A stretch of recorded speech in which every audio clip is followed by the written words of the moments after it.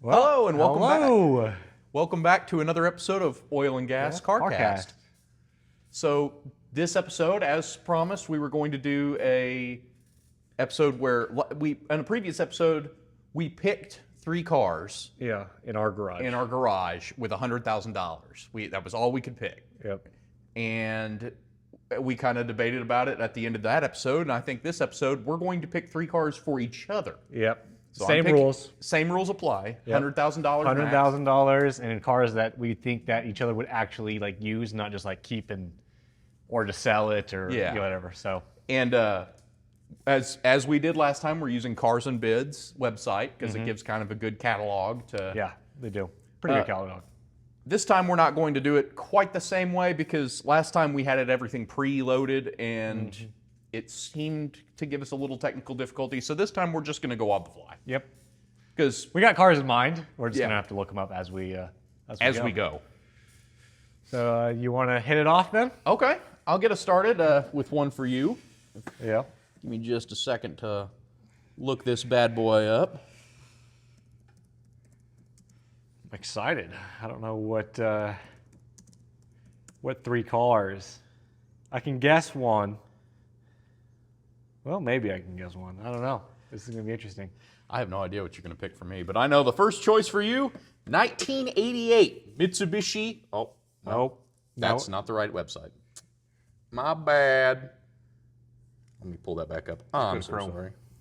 I'm so sorry. I think I closed it. Let me see it. That's impressive. You did Technical close it. difficulty. I don't know how I closed it by pushing the touchpad, but I'm pretty good like that. If I can mess something up, I will. Yeah. Well, we're gonna have to open it up again. Oh my goodness. Round 2, y'all. Sorry. Seen it live. Well, the car I picked, 1988 Mitsubishi Mighty Max 4x4. The particular one is, as I will show you in just a moment. I think I saw a little gray in there. Yep. So this bad boy, I'm not going to touch the touchpad this time. Show you, and then if you want to show the camera. Yeah. 1988 Mitsubishi Mighty Max. That bad boy is 4x4. It's got the 2.6 liter. That's the what engine is that? The 4. It's all-wheel drive. It's the same engine that the Lancer uses, I believe. It's a 2.6 liter inline 4, so probably a 4G63 then. Yep. Yeah, I believe it's a 4G63. Yeah. Solid as a rock. It has a rebuilt engine that carries a warranty right now. Hey. That's what I'm talking about right there. Yeah. So, because I think it'd be perfect for you to bring with us, to go off-road with us on, me and friends go out and go 4x4ing with my Nissan and stuff. Yeah. I'd love for you to come with, because I'm telling you, man, off-road is some of the most fun I've ever had on 4 wheels. That's what I keep hearing. It is way more fun than you think it's going to be. Yeah. Going like 8 miles an hour has never been so fun. 8 miles per hour. But no, it's an absolutely fantastic time. So, and that was, I think, $5,800. So pretty low on your. Pretty cheap. I think that's a good solid vehicle you could drive around town and go with us off road and just enjoy all around. And it's a Mitsubishi, which, as we all know, he is a Mitsubishi fan. Mm-hmm. Well, I'm gonna go a little more expensive than you then. Uh-oh, I'm scared. Yo, 2010 Nissan GTR. Yep. Yeah, that's a solid choice for me. Uh-huh. Ooh, performance modifications. Let me show you what we got going. Performance modifications. I don't know what all we got going here yet, but we're about to find out. About to learn today. Mm-hmm. Yep. Looks like the Nismo edition. I don't think so. I literally just typed in lowest price, so so it was the second lowest. The first one was an old track only car, which I think you would probably want to drive it on the street. So yeah, track only is fun though. Yeah. Hey, 40 grand? That's it? Exactly. That's what I'm saying. Well, Really? it's a 2010. It wasn't the best year, but still GTR. Still a GTR. Still a Are GTR. you kidding me? Like, So That's why I don't know. I could see you definitely driving that. That is absolutely something I would drive. Mm-hmm. But and they're only going to go up now. Ain't no way you're finding one for 40. Yeah, I don't know how in the heck. Probably high mileage modifications, stuff like that. Yeah. And with silver with black interior, like all of like the stuff that if you're going to buy a GTR you didn't want, kind of. Yeah. Other than maybe silver. Some people like the silver. Let's see if I can find the one that I found earlier real quick on here. Yeah, silver's fine with me, man. I don't care about that. Yeah, that's what I'm saying. Like I hit lowest price. It's an MRT. It's a GTR. I don't care. Yeah. As long as it's a GTR, that's all that matters to me. Mm-hmm. That'd be a really fun car to drive. Okay, well, the one that I'm finding is not. Okay. Well, this is pretty close to what I was picking for you. Okay. 1987 Toyota MR2. Oh, okay. MR2 it is. Now, the one that I really wanted to pick for you, I have not been able to find, but it was the supercharged The supercharged model? Yes. Really? They haven't sold a supercharged one? That's kind of crazy, actually. I cannot find one on there. Yeah. I know that they had one. Yeah, so that would sure. be my choice for you. Yeah. Because and how much I is know this one? Sold for 86, so I still got like 80 grand. But yeah, I definitely like the MR2. I honestly was planning on, I'll say, I was planning on it being a little more expensive than that since it was the supercharged model, but yeah. That's what we got. So that's what you're getting. And I like it. I always liked the AW11s because they're like super boxy and stuff. Mm-hmm. I just know they had more problems than the other two MR2s, which had a lot of problems. So I just think that they look fantastic, and I know that it's that quirky 80s Japanese car that you seem to really hit it off with. So yeah. I know that would be that you'd eat it up on that one. Yeah, no, I definitely like it a lot. It's MR2s have always had a sweet spot in my heart. I think I'm trying to find the next one, but I can't. I guess they haven't sold one. Oh. If you can't find one, just go ahead and tell me. Nope, I found one. Oh, he found one. Let's see what we got here. Let's go. Chevy S10 Extreme package. Yeah. Now that's some. So fun fact. Yeah. I actually built one of these basically. Really? Yes. So I had a 99 model S10. What year is this one? Let's see. 2000. So it's pretty close to mine. Yeah. I had a 99 model S10. It was blue. And I was able, at my GM, in my GM parts catalog that I have at work, I actually was able to still get the front bumper for this. Oh, nice. This whole front fascia, at that time, was somehow still available. And I wanted to test that theory. It was $150, and I was like, I had a little money at the time, so I was like, let's see if they actually ship it to me. Yeah. And lo and behold, GM sent me that part. That's awesome. And so I ended up putting an original OEM front splitter. Yeah. Mine was not an Extreme. Yeah. Mine was a base model. Mine was a LE, I think it was. Yeah. But it was a base model S10. Yep. But I ended up getting that, and then that started the whole thing. I was like, well, now I got to do the whole thing. Yeah. Which is a little more difficult than you might think, because that's the only part that you can still get from GM. Uh-huh. The sides you can... I was able to source the side skirts on eBay for an addition. I believe they were like $300. Yeah. And then for the rear, because there's actually a side skirt here and a side skirt here, and then a roll pan in the back. Instead of doing all that, I actually just found a step side Extreme bed at Pull Apart. Bought the whole bed. Bought the whole bed. Bought the whole bed. Yeah. It had all of the brackets still on it, so Nice. I bought all that. And it had one of the brackets that I needed for the fronts. Nice. And then I had to make the other bracket. Yeah. But anyway, I ended up doing the entire Extreme body kit on the thing. Yeah. I did not have the Extreme wheels. I actually had some billet wheels, and mine was lower than this. The regular Extreme was lowered by 2 inches from the factory with sport suspension. Yeah. And I believe they did that with help from Beltec, because I think Beltec supplied the front and rear sway bars for those. Yeah. But I did have a Beltec drop kit on it, so basically the same thing. But I built a S10 Extreme, so yes, I like the X10 Extreme. Yeah. I would totally drive one. Uh-huh. How much was this one? I'm kind of curious now because I not expensive at all. Hit that X, 7,300. So I still got 50 grand. That's astonishingly higher than what I sold mine for. But that is, that's still available? Nah, I think that was already sold. Got me thinking about it now. I don't need to be thinking about that. They had a different engine too, right? Or was what? it just souped up? The engine that the Extreme had? It had the 4.3 with the high tune. It was the 4.3X is what they called it, which had the slightly better ported intake and a better tune. And it made 210 horsepower from the factory versus the 190 that a regular 4.3 made. Oh, okay. So it was like 20 more horsepower. It wasn't a huge difference, but it was slightly different. But it was, they're mostly, the thing on those was the handling package. Yeah. That was their big, because they came with wider wheels and sway bars and better tires and all that good stuff. So yeah, it was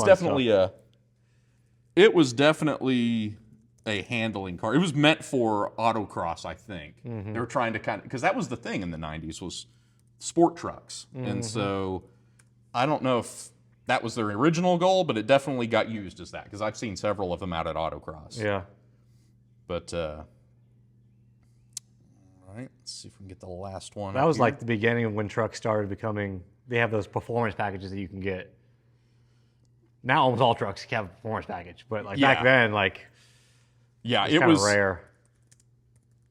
It was now it actually wasn't GM's first sport truck either. They had an S10, they called it the S10 Cameo package. Yeah. And it was basically the same thing as the Extreme, where it was lowered, it had a body kit, and it was more of like a sport truck. It wasn't obviously as famous as the Typhoon or the Cyclone from GMC, which actually was a super truck, if you want to call it that. Yeah. I was thinking about buying one of or getting one of those for you, but then I was like, it's a little too flashy. Yeah, I have got to ride in a Typhoon. Yeah, the Typhoon, the SUV. Yeah. And it was modified, and it was an absolute boatload of fun. Yeah. And I definitely would drive one, but it's not something I would probably go out of my way to buy because people want way too much for them. Yeah. That's the bad part. They're really, really cool, but they're just not really... Yeah, they're not that cool. Yeah, you can make your own type of thing. Yeah. So you're actually coming in kind of low on yours, as per usual. I'm pretty budget with my stuff, but I think you're going to like this. Your last car... 2012 Fisker Karma. Oh, that is perfect. Signature edition. Yep.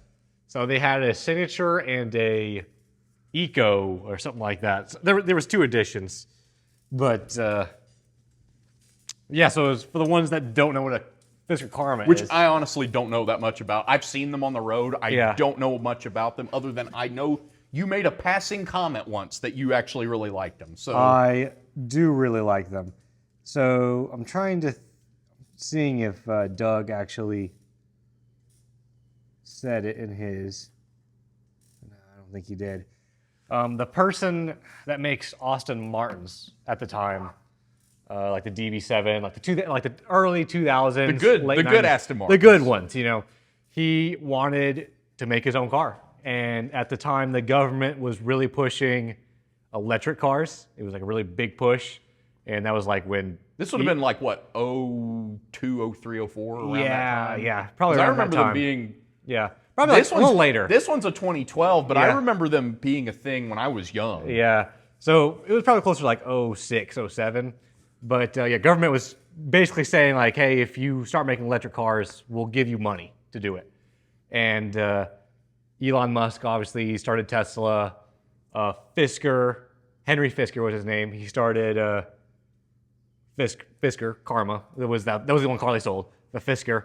And then there was another brand that tried and didn't get far at all. But anyway, those three like went at it.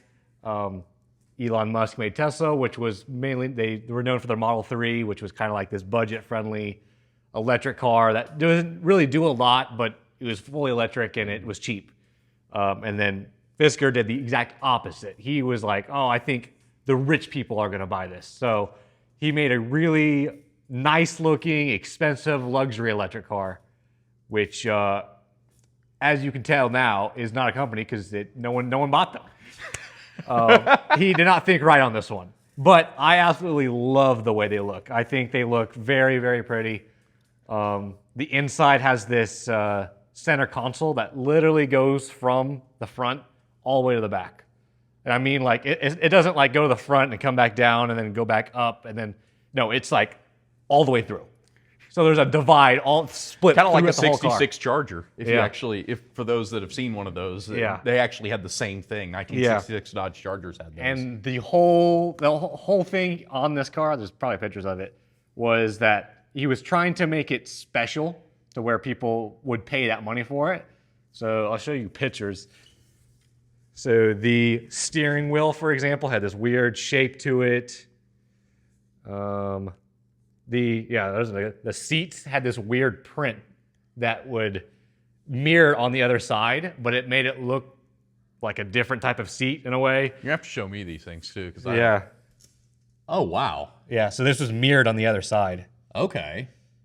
You can kind of tell. the goofy looking steering wheel too. Yep. And they had all kinds of goofy stuff like that. And then like another big thing he was trying to do for like rich people was all of the materials on the inside were eco-friendly. So, no cows were killed for this or whatever. Like all these were sustainably sourced and materials. The right package.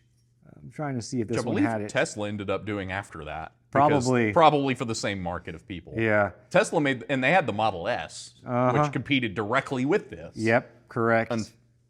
I almost said unfortunately because I'm not really a big Tesla fan, but unfortunately, they were a little more successful, and they ended up now being what we see today.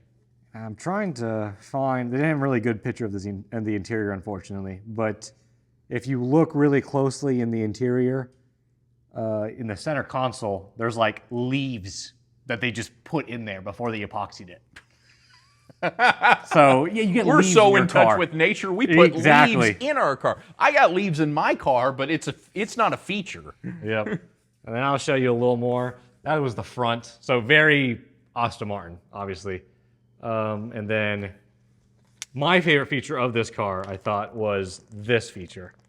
So they had a solar panel on the top of the car, which had nothing to do with how it drives. It doesn't connect the motors for how to drive or anything.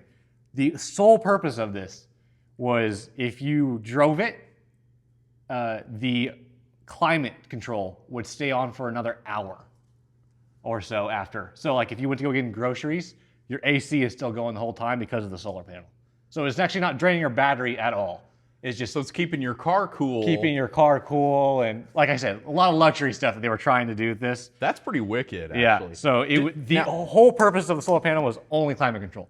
Now, I could be dead wrong on this, but this is some old knowledge from me. Yeah. Maybe it was only on a prototype, but did those have a range-extending engine built into them, too? So the way I remember this, it's been a while since I've looked into one. Because I thought those had like a little 3-cylinder in the front of them. Yes, That was connected to a generator. It wasn't a range extender, though. I don't know if you can see it from there. It has an engine, and the engine is a generator for the electric battery. So you never plugged it in, if I remember right. You just put gas in the generator to charge the battery. So you were still driving a gas car. It's just the motor was the motor that drive the wheels. All the torque of electric. Yeah. But you're still paying for gas. Yeah, there's still an engine in the front. So I think that was another thing that kind of threw people were like, well, this isn't an electric car. Then like I still got to put gas in my car. It still has a tailpipe. It still, it still looked like a gas car. Everyone I thought it was a gasoline car the first time I saw one at a fair. I actually saw one at the Oklahoma State Fair one time. They had one on show there, and they had the hood popped open, and it had what I thought at that time was the engine, and I didn't see it real close, so I was just like, well, okay, it's just another supercar. That's kind of cool. And then much later on, I find out that it's all these different things I had no idea about. But that was... Now, I'll be honest, though, Alec. If you did get one of those, Yes. would you engine swap it? Oh, I would engine swap it. The batteries are probably bad. like I said, they only made it for like, I don't know, 5 or 6 years. And I think they stopped in 2014. So ain't no way a 10-year-old battery is going to be any good now. Yeah. Even if I swap the batteries with new ones, like with like a different brand, I don't think I'd do that. It would be worth the hassle. Like it already has all the room underneath to put anything else in there. I mean, yeah, it already had a longitudinally mounted. It has engine mounts. Exactly. It has a front cradle with engine mounts, and the transmission is the generators where the transmission would have been.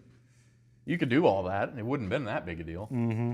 The reason, I don't know if I said it already, I was gonna buy one, and the reason I didn't is I went to go look at one actually, and I was really close to actually buying it, and then he was like saying all these stuff that were wrong with it. I was like, okay, that's fine, it's fine, and then he mentioned the tires needed to be replaced, and I was like, okay, yeah, I mean that's fine. I mean, I deal with That's a tires normal thing for yeah. a used car. Yeah.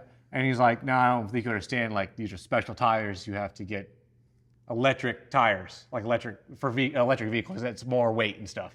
And I was like, I mean, I guess. Like, I was just going to get normal tires. Yeah. And he, like, kept pushing it. I was like, all right, well, I mean, like, are they expensive? And he's like, that's why I'm selling the car. And I was like, what do you mean? Like, at the time, I think he was like 15 or 16 grand. And I was like, ain't no way they're like, enough to be like, I'm gonna sell my 16 grand car.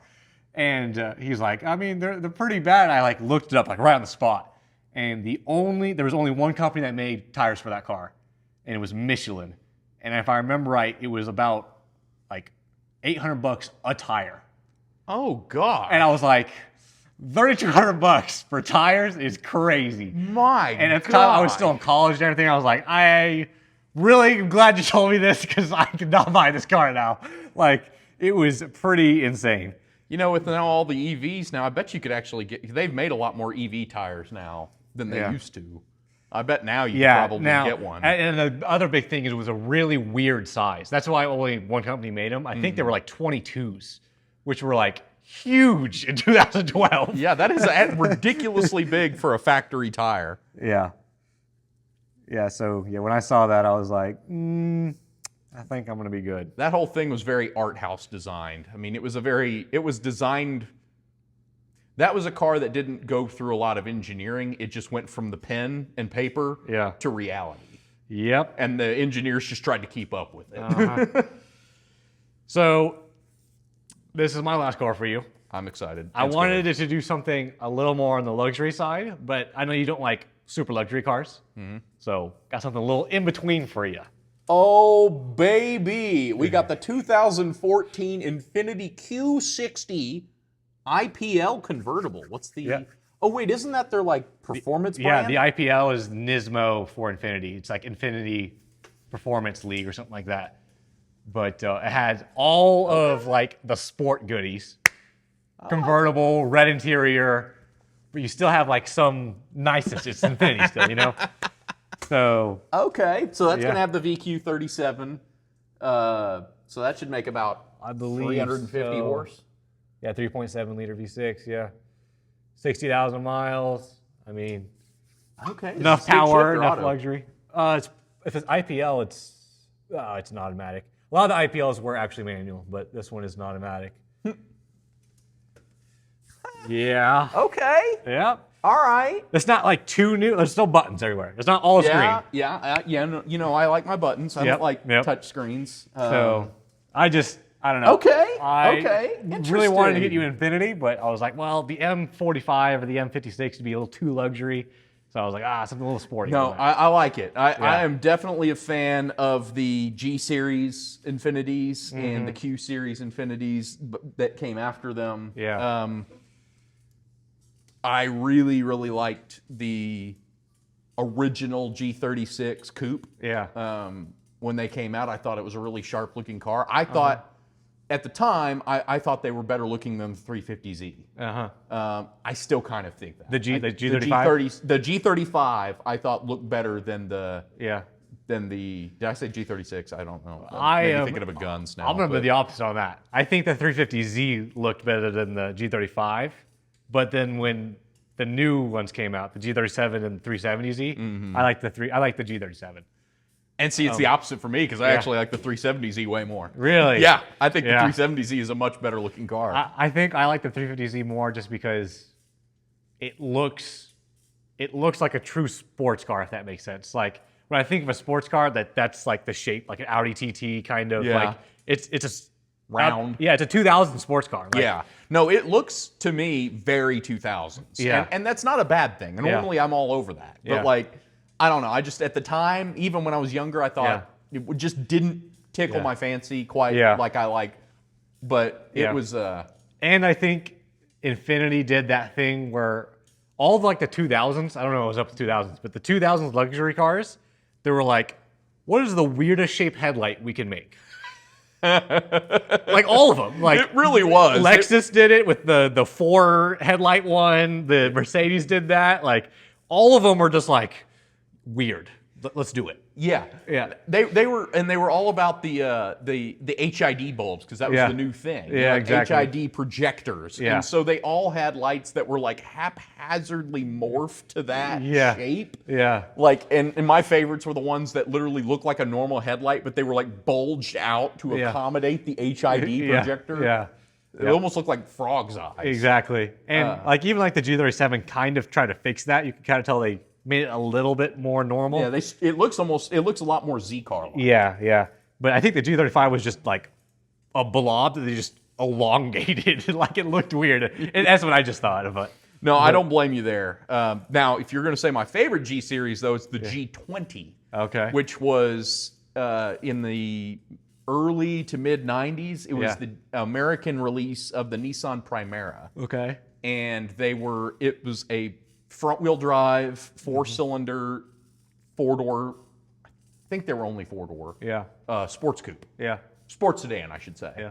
But they were a luxury sport sedan, which was kind of not really a thing in the 4-cylinder range. Yeah. I mean, you had your luxury sports sedans as far as Lexus and Infiniti with their, the M45 and the Lexus LS400 were kind of sporty luxury things going on there. And they had the SC and the, Infiniti was trying to kind of tap into that. But at the same time, they were like, we need an entry-level car. Yeah. So let's do both. Yeah. And so they brought the Primera here as the G20. Yeah. But it had a front-wheel drive SR20 DE, pretty good engine. Yeah. I mean, it was NA, but that's fine for those. Yeah, a lot of luxury people car. think you have to turbo the SR20. Yeah. You don't. I mean, it's great turbo, don't get me wrong. Yeah. But it's also absolutely fantastic as an NA motor. Mm-hmm. But I can go on. That's getting outside the scope of this. But anyway, I love the G20. Yeah. But I am a huge fan of Infiniti cars. I've always thought that they were pretty strong-looking cars, and I would drive the crap out of that. I absolutely would. So now you got a R35 GTR, an IPL G37, and an S10 Extreme. You know what's funny? I probably daily the S10. Well, that makes sense. The GTR is a little. I love the GTR though. I love daily. that. I would drive that on the weekends and have a blast with it, and that'd be for every day that it's nice out. Yep, exactly. I probably track the GTR quite a bit too. Yeah, yep. But well, you want to do an honorable mention, or you just want to leave it at those 3? I actually didn't think of an honorable mention, but all right, I can go first. Yeah, go ahead. I'll think of one while you're doing that. I just thought of one while we were doing this. Okay. Yeah, that's a. Yeah, you ended up with quite the varied selection of a Fisker Karma, which I think I hit a note on that one because you really seemed to hit that one off. I did like that one. A MR2 and a Mitsubishi Mighty Max. Yeah. All right. So what I'm basically getting at here is that I really want you to buy a Mitsubishi Mighty Max. Yes. And I will help you fix it. All right. We will even help me fix the Spider this weekend. Okay. If it's running, then we can start looking at Mighty Maxes. Deal. We can also look at the Ram 50. It's the same thing. Okay. We can just swap out the badges. You don't need the Dodge badge on. Yeah, I agree. Okay, I'll give you an option. Okay. 1986 or 1995? 1986. All right. We have here then the Nissan President. Oh, I guess you got to show the camera. The Nissan President was way. the coolest car Okay. in the 80s. Okay. Oh, maybe the Century. No, I'm trading both of my cars. Or I'm trading all of my cars for this. Yeah. Are you kidding me? So, okay. This is one of the old presidents too. Yes. And that's why so I actually didn't know you were asking that. I'm really glad I picked the 86 because the 95 presidents, they just used the regular old regular old I say. It was the VH45 DE V8 that Nissan brought over in the Q45. And it was a good motor, but it wasn't, I mean, it's a luxury car motor, it's nothing special. Yeah. This motor, on the other hand, though, this is a carryover. You can actually see the E, V8E. This was the throttle body fuel injected push rod, all American, Japanese built, Japanese designed, but all American spirit, big V8. They literally built themselves. It was, let's see, what displacement was that? It was called the Y. Sold for $5,000. No way. Yeah. You know how much these were when they were new? Yeah, probably like 60. In the 80s, these were closer to 100 in 80s, 100K in 80s. That's probably closer money. to 200K now. Yeah, that was kind of a car that was like for the Prime Minister of Japan. Yeah, exactly. Drove these. Yeah. You didn't buy one of these. Yeah. You didn't just go to the store and buy one of those. You had to know somebody. This was the type of car that you don't buy to drive. You have someone else buy for you and you ride in the back. Yes, that's exactly it. Because these cars weren't built for the driver. Yes. So this one had the Y44 engine, which was the 4.4 liter V8. They also had a Y40 in the earlier President. 23,000 miles for $5,000. There is no way. And I didn't get this. Yeah. Where was this? Oh, that was last year. Yeah. Man. Let's see if there's one for sale right now. Don't tempt me with a good time. Well, I don't want the new one. I want that one. I want the 80s one. No, I meant for auctions right now. Because there was a couple. Now, if you want to go back, there is live auctions. Yeah. But the most expensive one is $8,000 I've seen. All the rest are like 5 to 6. There was a Nissan Cedric, which was their, I would say, to use Chevrolet terms, it was basically their Malibu. It wasn't their full size. It wasn't an Impala. It wasn't a full size Biscayne. Yeah. It was their middle range car, but it was kind of a mid size at that time. Small for our standards. We would call it a compact here. Yeah. For the 60s. This is the late 60s. It'd probably be a 68, 67 or 68. Yeah. But Nissan had the Cedric, and normally that only came with the L24 2.4 liter L-head 6-cylinder. Or there was another 4-cylinder option. But if it was a police cruiser, you could get it with the Y40 V8 from the President, the 4-liter V8, pushrod V8 from the President. That'd be cool. And the only way you would tell, dual exhaust. It had dual exhaust out the back. Yeah. They were taking a page straight out of America's book at that point. Yep. But it was their pursuit vehicle. And very, very few of those are remaining because the Japanese don't really sell their police vehicles when they're done with them. Yeah. By and large, they mostly just scrapped them. When they were done with them, they would send them back to the manufacturer and they would have them scrapped. Or they would do whatever with them. Yeah. A few of them have gotten into private hands, but it's, I think, in the tens. Maybe less, actually. Fives. Maybe 5 of them are out there.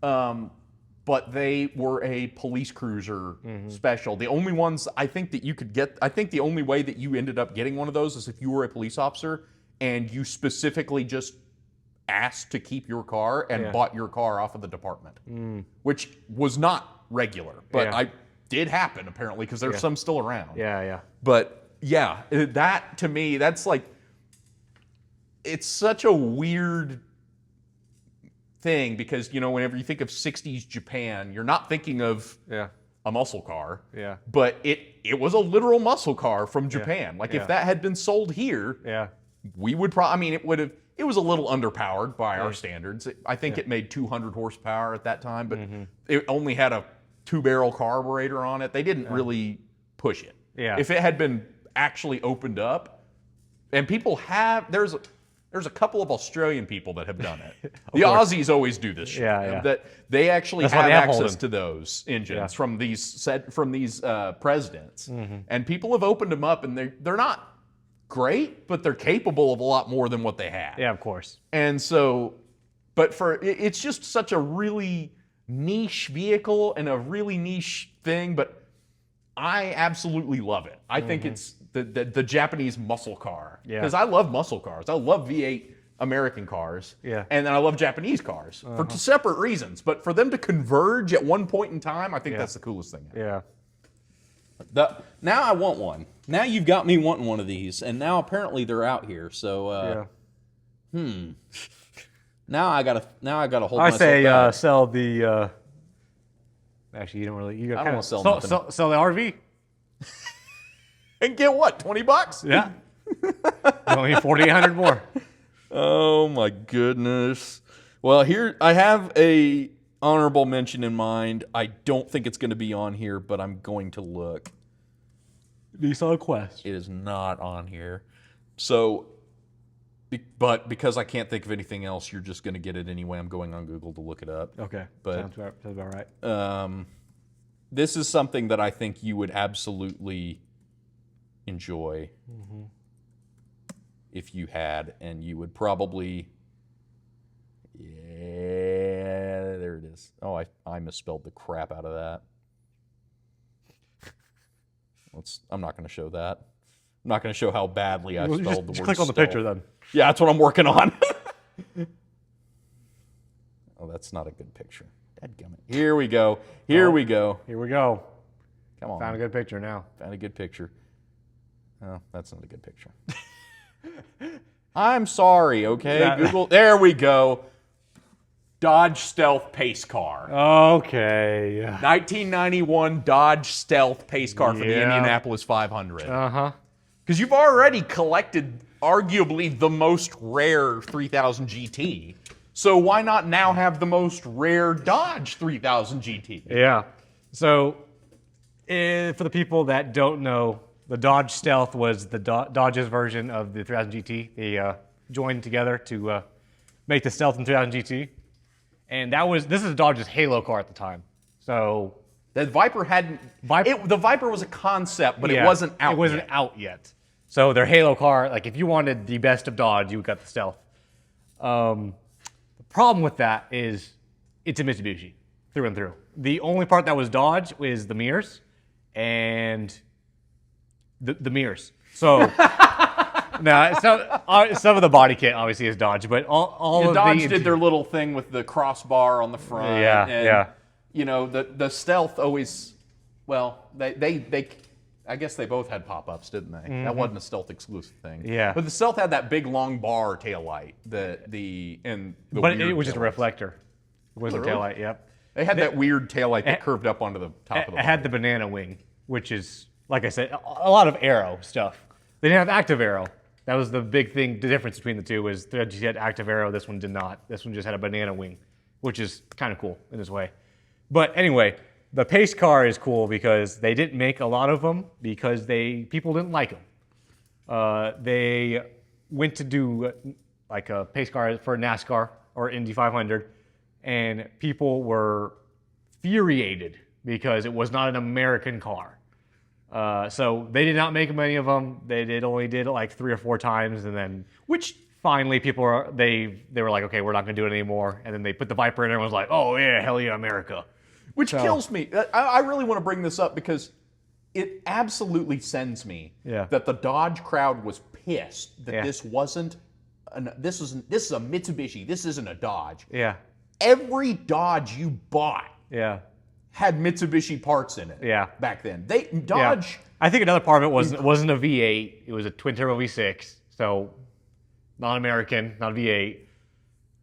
But it was the '90s. I mean, and the early '90s, late '80s, turbos were the thing. I mean, Buick had proved that a turbo V6 can capture the American eye, especially whenever they were beating V8s with them. Yeah. And so, I really think that it just was down to prejudice. They were just prejudiced against it. And, exactly. And it should have been a huge success. It really should have been, because that, to me, was way more. Yeah.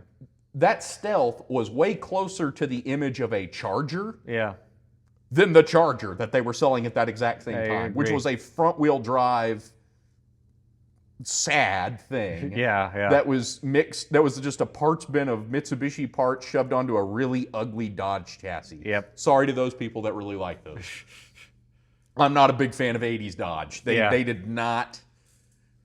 My cousin Kyle, when we have him on the show, will definitely debate me on that, because he is a huge fan of all that, but I am not. I thought that was a really dark time for Dodge, and I thought that Mitsubishi helped pull them out of that. Yeah, they did. Because all of Dodge's cool stuff that got them started in the '90s, all their cool cars were all Mitsubishis. Yeah. You had the Stealth, which was fast, actually fast for its time. It was, all-wheel drive. Yep. All-wheel drive twin turbo V6. Twin turbo V6. Which was pretty big. And it was making, close to 300 horsepower at that time, which is great. Because, I mean, the Viper made 400 and people were losing their minds. Yeah.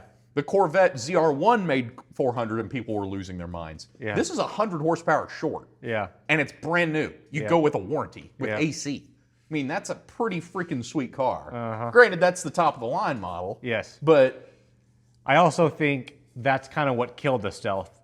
The Stealth stopped in '96. The 300 GT kept going for a little longer.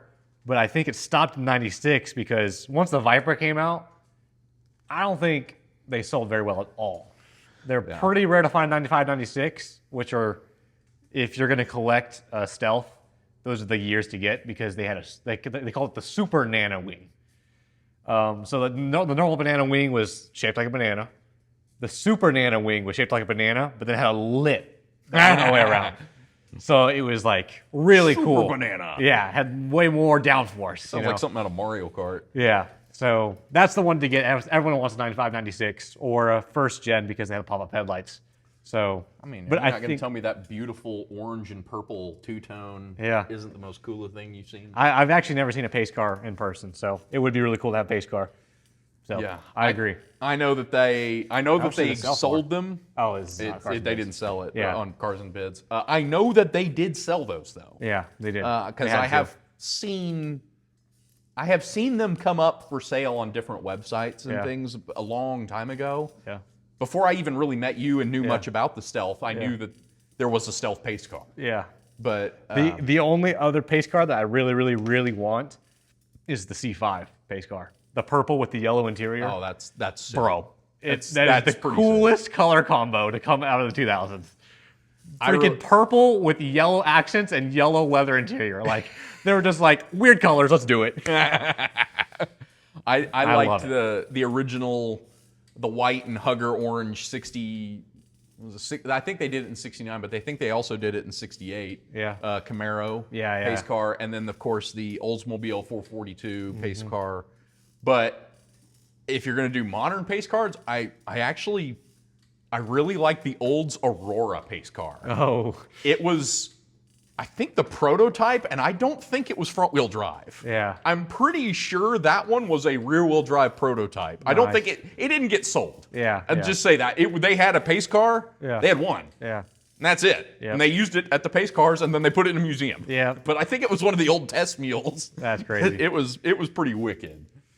But no, I know that you're a big fan of that platform. Why not have the rarest one? Yep. Probably is close to the rarest one. This person seems to have it in a very, very nice garage next to some other race car, so they definitely have money. I agree. But well, that was our list. that was our list, and so what did you think? Yeah, I like my list. I like my list. Yeah. I drive my list. So Think. maybe we should win the lottery so we can do that. So how are you going to help me get me a president? How are we going to make this happen? I will send you a link when one comes up. Okay. And then I'll that's let you going to be pay a for it. very bad idea because I'm Yeah. sure now it's going to be 40 grand. Yeah. Yeah. But yep. anyhow, well, that was today's episode, and we will catch you next time. Catch you next time. See you later.